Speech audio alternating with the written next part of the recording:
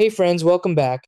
If you're trying to view your full card number in the HSBC app, the process is secure and straightforward, but it's designed to protect your financial information. Start by opening the HSBC app and signing in using your PIN, password, or biometric authentication like Face ID or fingerprint. This step ensures that only you can access sensitive card details. Once you're logged in, head to the cards section from the home screen or main menu and tap on the card you want to view. Look for options such as card details, manage card, or view card information. For security reasons, the full card number is usually hidden at first. Tap Show Full Card Number, and HSBC may ask you to verify your identity again using a one-time code sent via SMS, email, or the in-app secure key.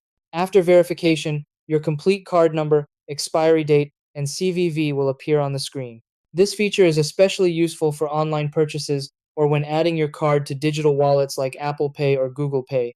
Keep in mind that the exact wording and layout may vary slightly depending on your country and app version, but the security flow remains the same across HSBC apps.